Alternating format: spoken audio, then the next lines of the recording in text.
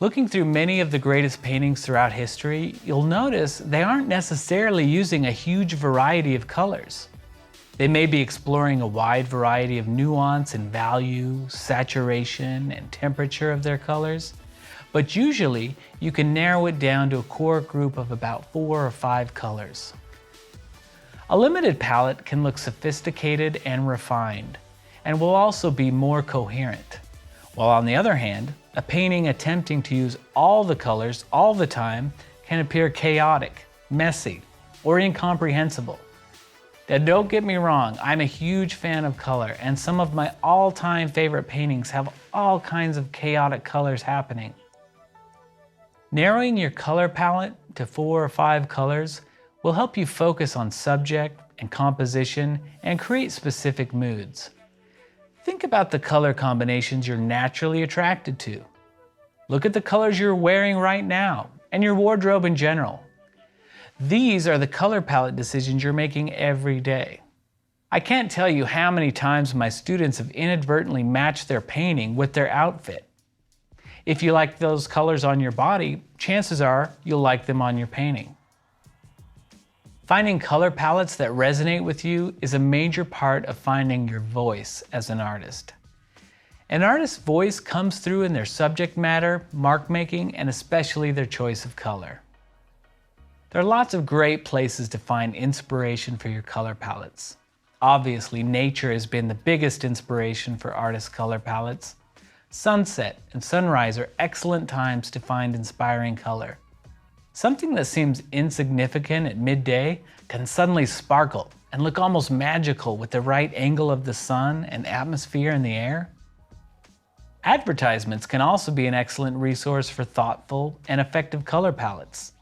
All great advertisements have had their color palettes thoughtfully developed by experienced eyes. Movies, TV shows, fashion, and interior design are all fantastic areas to find color inspiration.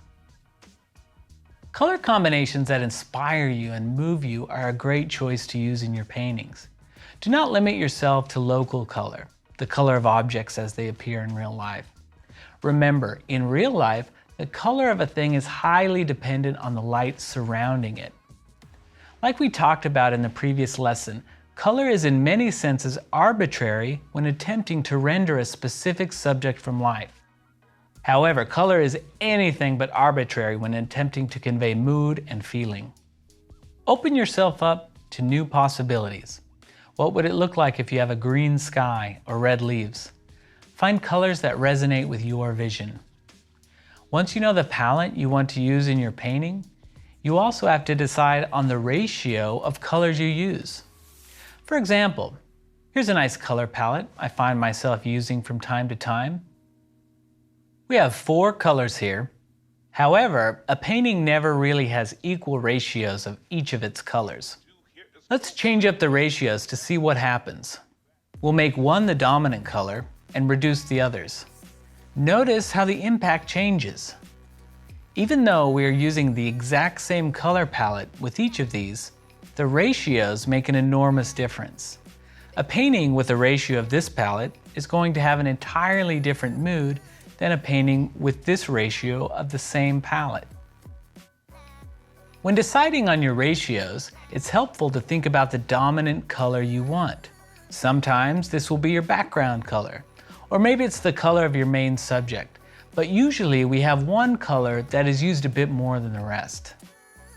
Keep in mind that color competes for visual attention and can be overwhelming if not used thoughtfully. Too much variety of color in one place can be visual cacophony, and sometimes that's exactly what you want. However, it can be helpful to restrict the areas in your painting where you want color the most. Sometimes I know I need 5 rainbows worth of color in my painting. However, I usually like to restrict this, sometimes literally to a specific area of the painting, or a specific action within the painting. In this case, the color is contained within a box. In this painting, I wanted to show restraint, but have as much variety as possible within those restraints to amplify the contrast between the two concepts.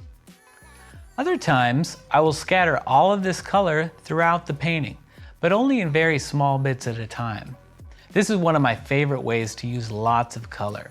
I will limit my overall color palette, but when getting into tiny details, you can really get away with all kinds of colors. Let's see what these kinds of color decisions look like in practice.